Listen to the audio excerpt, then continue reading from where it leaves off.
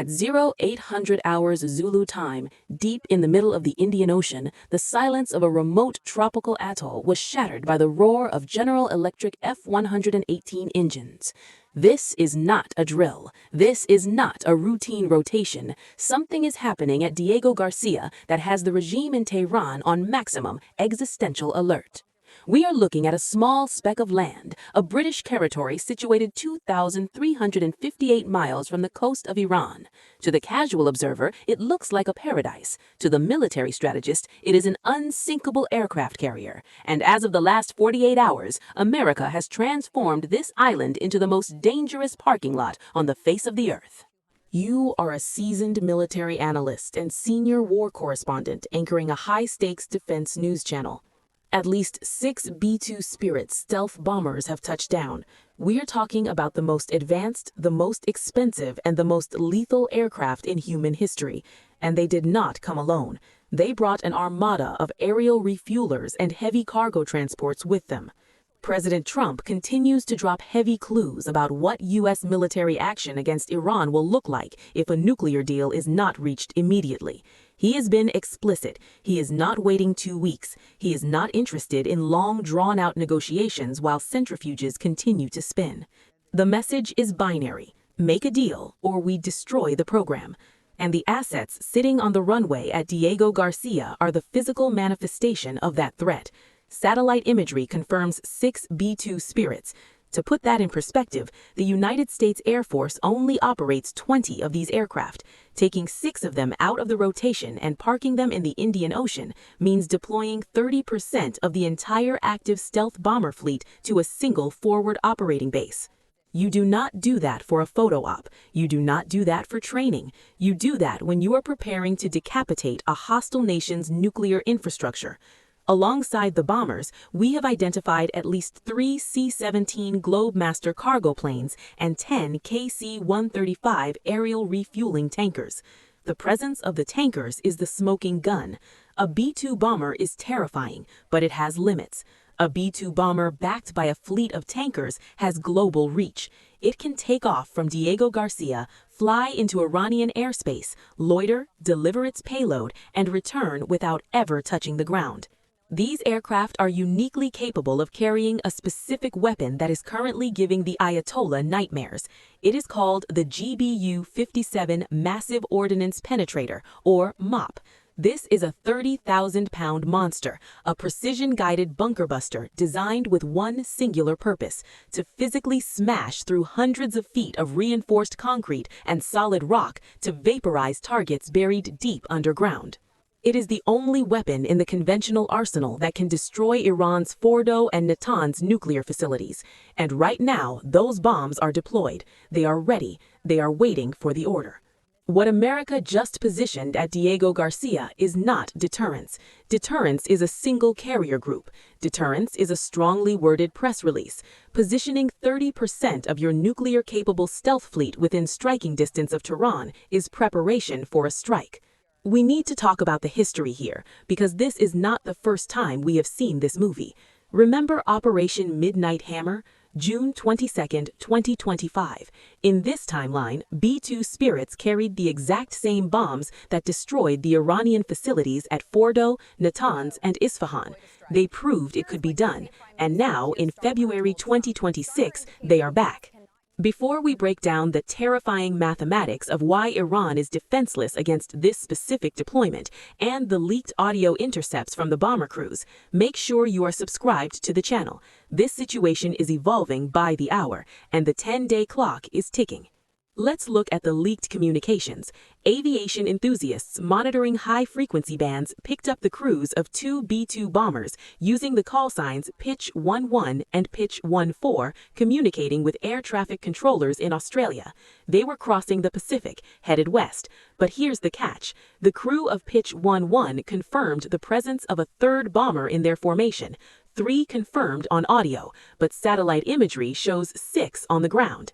That means at least 3 of these $1.1 billion ghosts arrived in theater without being tracked, without being announced, and without anyone knowing until they were already parked on the apron. Or, even more disturbingly, it means more are currently inbound, flying dark. We need to understand why Diego Garcia matters more than any other base on the map right now. It comes down to the physics of missile warfare. Diego Garcia is an isolated atoll. It's officially part of the British Indian Ocean Territory, leased to the United States military. It's roughly 3,000 miles from the Persian Gulf. This distance is critical. Iran has spent decades building a massive arsenal of ballistic missiles designed to saturate U.S. bases in Qatar, Bahrain, and the UAE. They can hit everything in the Middle East, but their longest-range missiles, the Khorramshahr and the Sijil, are generally assessed to have maximum operational ranges of around 1,242 miles.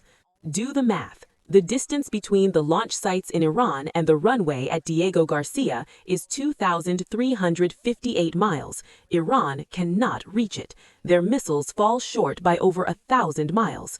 This creates a scenario of perfect asymmetric warfare.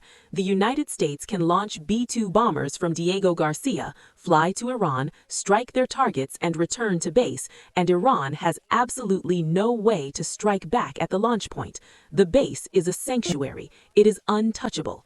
And then there's the aircraft itself, the Northrop Grumman B-2 Spirit.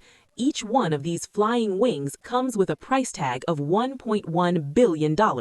With 6 of them sitting on the tarmac, you're looking at $6.6 billion of American taxpayer money exposed to the tropical sun. The B-2 utilizes advanced low-absorbency stealth technology. Its radar cross-section is reportedly the size of a bumblebee. Iran's air defense network relies heavily on the Russian-made S-300 PMU-2 system. The S-300 is a formidable weapon against fourth-generation fighters like the F-15 or the F-16. It tracks targets using radar reflection, but against a B-2, it's effectively blind. The bomber flies in, it opens its bay doors, it drops 30,000 pounds of high explosives, it closes its doors and flies out. The Iranian radar operators might see a ghost, a momentary glitch on their screens, but they can never achieve a weapons-grade lock. They cannot fire. Tehran never sees it coming until the ground starts shaking. Now let's talk about the weapon, the GBU-57 Massive Ordnance Penetrator, or MOP.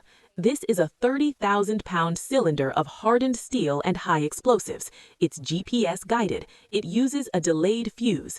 When dropped from 30,000 feet, it builds up immense kinetic energy. It hits the ground like a meteor. It does not explode on impact. It survives the impact. It burrows through 60 feet of solid earth or 200 feet of reinforced concrete.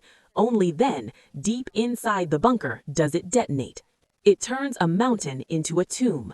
And here's the critical operational detail. Only the B-2 is certified to carry this weapon. The B-1 Lancer cannot carry it. The B-52 Stratofortress cannot carry it. Only the B-2. So when you see B-2s deploying, you know exactly what mission they are training for. They are not there to drop leaflets. They are there to crack open mountains. Let's look back at the precedent. June 22, 2025, Operation Midnight Hammer. In a coordinated strike, B-2 Spirits attacked 3 nuclear facilities in Iran. They dropped 14 GBU-57 MOPs. To ensure the bombers were safe, F-35s and F-22s entered Iranian airspace first. Their job was to act as wild weasels to tempt the Iranian radars to turn on so they could be destroyed. But no launches were detected. The Iranians never fired. They never saw the armada overhead. The stealth technology worked perfectly, and the Iranian nuclear program was set back by years. Now, look at the current deployment in February 2026. It's the exact same operational package. B-2s at Diego Garcia, F-22s and F-35s deploying to forward bases in the Middle East. It's a carbon copy of the force structure used in Midnight Hammer. This is effectively Midnight Hammer 2, pre-positioned and waiting for the go code. Defense Secretary Pete Hegseth was asked about this deployment. His answer was chillingly casual. He said, "We'll let them decide if the aircraft were meant to send a message to Tehran. It's a great asset. It sends a message to everybody." He reiterated President Trump's red line: Iran should not have a nuclear bomb. And the